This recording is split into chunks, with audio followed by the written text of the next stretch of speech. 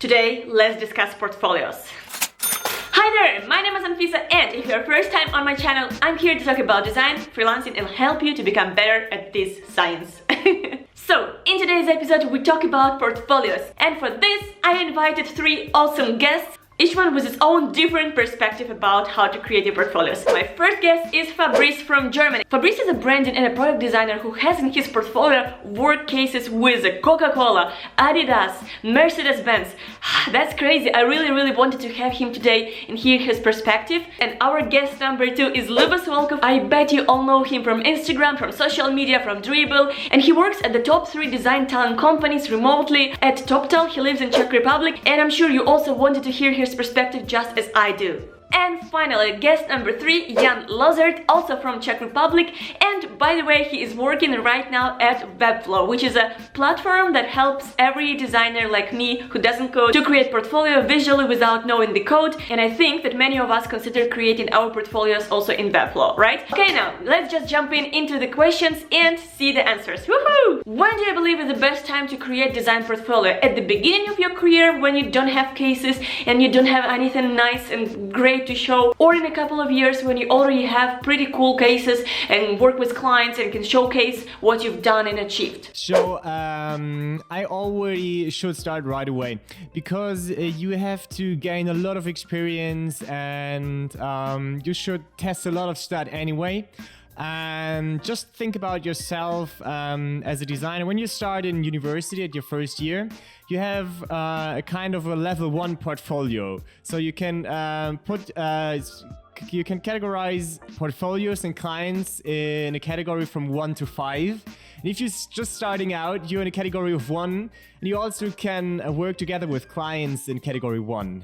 So don't be scared about more experienced designers and more sophisticated clients, because a client in category 3 will never hire a designer in category 1. So just get comfortable in your category, I would say, and just be honest with yourself about your skills and what you should put inside the portfolio.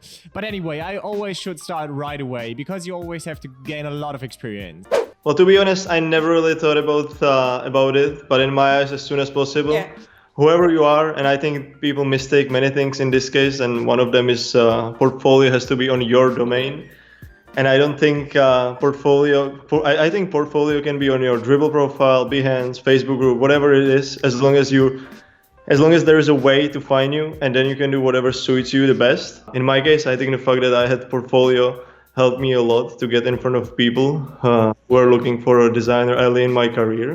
We didn't have Dribble or anything, we have only DeviantArt, and that wasn't the best place for anyone to find you. So nowadays with Dribble it's simple, and at this point my portfolio is more, as I told you, it's more a place to help people find my products, and for potential clients to learn a bit about the process and see easily the visuals I'm able to produce. But I don't even have any case studies there. So it's more like, hey, I'm Jan and I like blue dashboards thing. People are more really happy to connect with you if you show more about yourself at the end. And I had many people telling me that they love playing FIFA or bowling as well. And that's how they felt like I'm the guy for them. So at the end, do whatever you feel like is the best way to do. There is really no guide to how to be a great designer. So basically what you're saying right now is that you can build a portfolio even in social media platforms, in, I don't know, in Instagram, in Dribble, or in Behance, anywhere else. You don't have to have your own landing page where you drop all the cases, right? I don't think it's common now that everybody has portfolio. Mm-hmm. I think it's more like that some people have portfolio, some don't. And I think that's just because there is just too many places now where you can present the works. I personally believe it's good to have a portfolio once you have like some work like already established, because when you think about it, at the beginning of your career you don't have any traffic going to you, right? So if you will build your .com portfolio, more likely really a limited amount of people visit that. So I would at the beginning use advantage of sites like Dribble or Behance, where you can actually gain the traffic traffic, right? And then later on actually build .com portfolio. But the thing is, at the beginning of your career, you don't need .com portfolio. You just start sharing your work online, on social media, especially on Dribble and Behance, and then later on just build .com portfolio and redirect the traffic you are gaining on these social networks for designers to your portfolio. Otherwise, your portfolio is going to be kind of like dead, and you will really rely on you sending the people to your portfolio instead of them discovering that. That's my point of view on that. It totally makes sense. What do you feel about like start documenting everything you do, like this mindset where you basically, even though you don't have experience, you're very open about the fact that you're still learning, and you basically could documenting everything, and if somebody asks, here it is. So to answer your question, I think it's great because when you look at online, so many people are sharing designs right now, right? And when I see portfolio or your like a Dribble profile, right, the only stuff what's going to make a difference is the description or the process, right? So just make it count. If you can really showcase like what we have learned during this process and actually share it with the audience and share it with the potential clients, I think it's great. So definitely share behind the scenes, share your learnings, and try to stand out of the crowd. Do not just share the end outcome, showcase the process, because that's the most important and most interesting part of the process, especially if you are looking for a position as a product designer full time, because that's what the product companies are going to look for. So I definitely recommend to sharing behind the scenes, because that's the most interesting part. And I honestly regret that when I started, I wasn't sharing more of it. Now I would love to look at it. I've been sharing something, but not so much. So let's imagine you're in the beginning of your design career. Should you focus on showing all of your skills, all of your talents, all of your cases, or focus only one direction? Let's say only UX UI design, or let's say only branding design. How wide of a skill set you should show in your portfolio? So at the beginning, I always put high volume also inside the portfolio. So just start because the clients at that stage just want to have a new logo. They want to have graphics. They want to have other stuff. And they're just looking for beautiful work. But if you get more and more experienced, you should get more and more specific with your services, with your style also. And you should also focus more on what kind of clients do you want to work together with. So is it just you and the startup things, or startup companies, small businesses, big businesses, enterprises? Because they all have different questions and different problems, and you have to provide them the answers in your portfolio. But in the beginning, it's just put all you have into it, and it's a process. You can force it. You have to work constantly on the portfolio and constantly on yourself. So you just can. It's not like, oh, tomorrow I'm two. It's just a process. It's just a process. I think in the beginnings, do the widespread.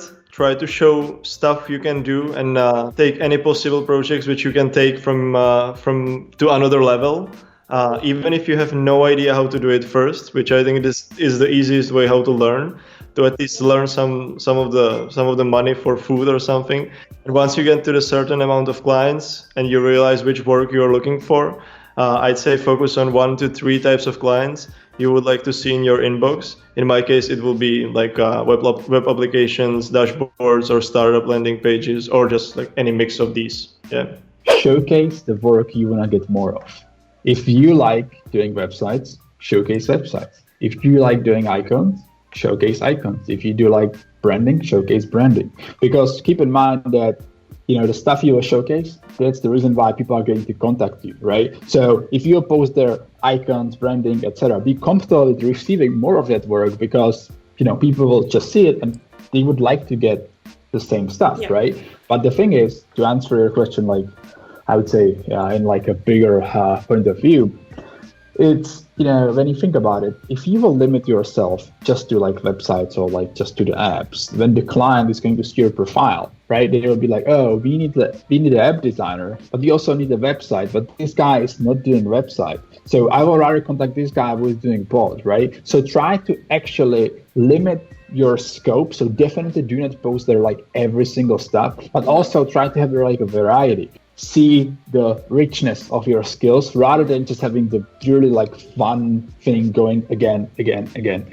That's my take. That's my take on it. But definitely post the stuff that you enjoy doing rather than just. So basically, at the beginning of different skills, try to cut away the skills that are just a little bit irrelevant. For example, branding if you're a UX UI person. Yeah, exactly. For example, at the beginning of my career, I was actually I have a lot of like crafts I can actually do, from illustrations, icons to like branding it. I was actually posting illustrations on my Dribble, right? Because I really enjoyed making them, etc. But then I received the inquiries for illustrations, and when you think about it, that's not something I would like to do for the rest of my career, right? So I stopped, even though I enjoyed it, right? So you really need to be smart about what you are sharing, because people will contact you because of that. So just definitely try to limit it to the, I would say, bare minimum, and then just if the client are going to contact you, can mention those other skills, but do not showcase them like immediately. What do you think must be presented in any portfolio? The answer for the question depends a little bit on your potential clients.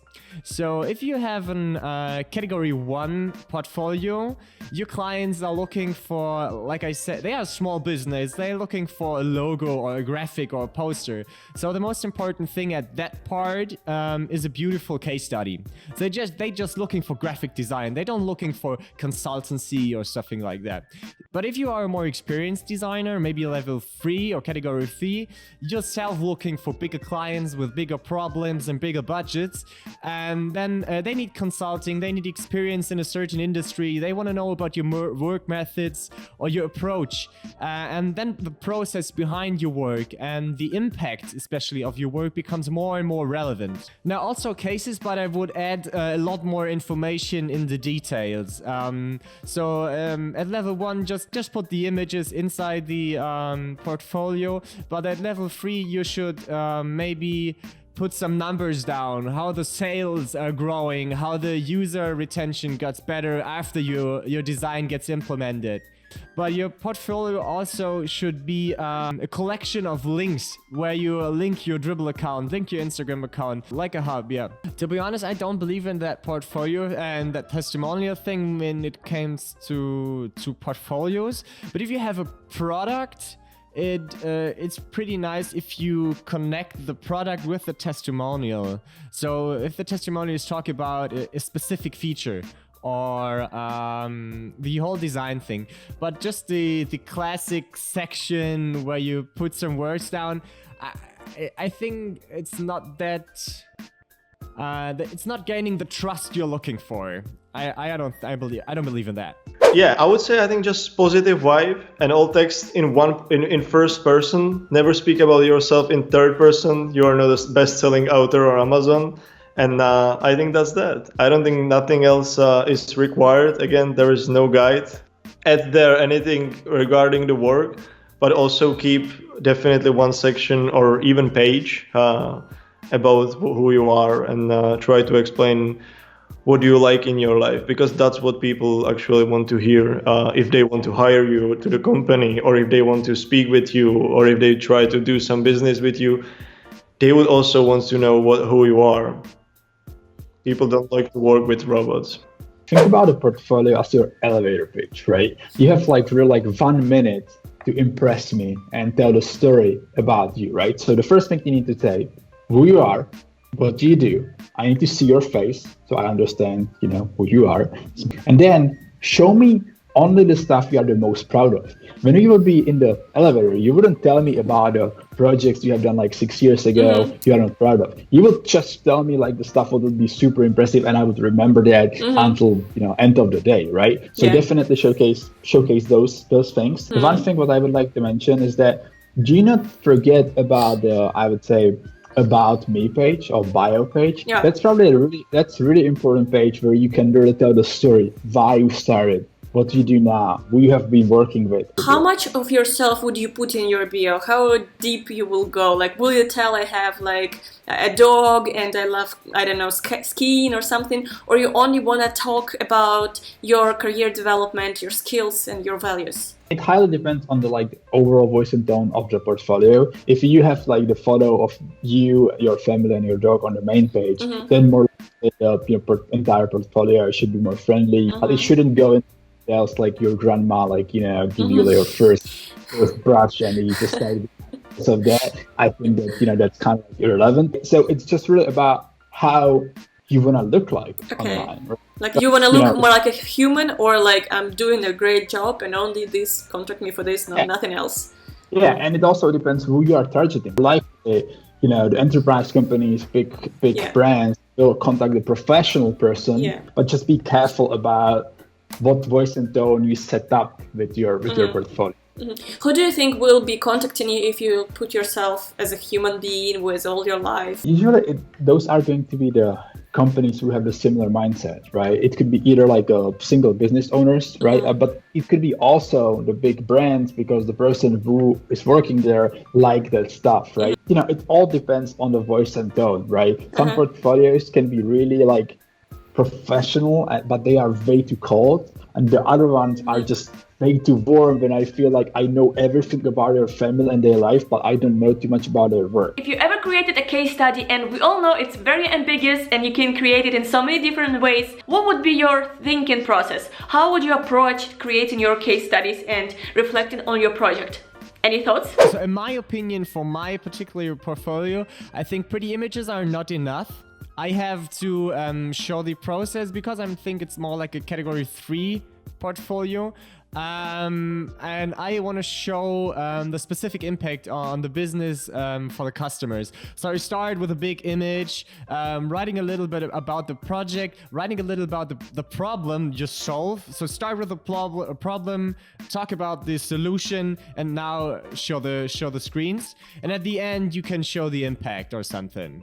I would describe myself as a very bold and easy person. So I would just go with headlines and smaller captions, 3 or 4 sentences, and not that medium type style case studies. I think for agencies, it's a little bit more important to get a little bit deeper and prepare very well, because they maybe use also the text as a press text or something.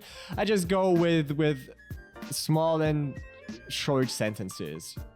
It's always think about your target group or your potential clients, and then prepare the text for them and not for yourself. When it comes to the amount of the projects, I would say between 4 and like 8 projects maximum. I actually will have only 4, because you should select the best stuff. Only the best stuff you created. Do not throw everything at me, right? Because I don't have time for it, right? Just showcase me the best of the best in the easy form, so I can digest it and then go like, into the details. If you are doing case studies, start, as Dan Petty said in his last videos, start with the result. Do not start with the wireframes, etc. You need to impress that person by really the outcome of your work. And then I actually go from the initial stage to the end result, right? So first you see that preview, that final work, and then I go, and then I actually go from the sketches, from user experience part to the end results. And then at the end, I actually showcase the key findings, results, and also if this work was featured by Apple, if it was featured by New York Times, etc. So basically telling the story how this was crafted. It's really time consuming, and it takes time to actually craft all these things, but it can be very powerful. But what if, let's say, you have 20 cases and each of them have some interesting thought, but none of them is fully, let's say, advanced and thorough, so that you can have from A to Z in one case? So what if I have one really cool part of this project in one case, another method or insight in another project, and then basically all together it has different puzzles, but all of them are not connected with each other? What would you do in this case? Yeah, so that's a really interesting approach. I assume that this is more user experience oriented, projects. So the way I would actually, the way you are thinking about it, right? I arrive to the portfolio of the client, right? And I see 20 case studies, right? I need to scroll. I open one of them randomly or 2 of them randomly. I open them, check it out, and go forward. I will never, as the user, check out all 20, one of them, unless I'm hiring you full time, for product design position. So what I would actually recommend is either doing a highlights. That means that I would take let's say this is my, let's say, research phase. And the research phase, I would actually say like, and put there these highlights from all these different like projects, and maybe we'll interlink with them. Maybe like trying like different approach rather than focusing on, let's say, concrete projects, maybe focusing on the skills. On the process right? also. So dividing that in like 4 or 5 like process categories and putting there the highlights might be like more beneficial. You can make it even more powerful. Let's say that you are in the research phase, right, or research category. You can do there like this research, like, sliders saying like all these researches. And directly below that, if you can eventually put there like a client testimonial to really back it up. Yeah. Right, which will make it even more powerful. And if you will have 5 cases like that, I will know that you have worked with real people on your real projects and you like achieved something, rather than just opening 6 different projects and seeing, but connecting the dots. Yeah, I would just like I would like to actually give that serve, rather than just like me doing the work and trying to understand, is this person really experienced? Yeah, that's just my point of view. Yeah, I think it's a really, really interesting approach. It's totally different. It's not what people would expect coming to the website, but in this way you might do all this hard work for a client who's trying to understand, do you even know something about it? Or like, should I trust you? Okay guys, that was it. So many thoughts and so many controversial opinions, and after all of these thoughts I have only one question to you. Do you have a portfolio, by the way?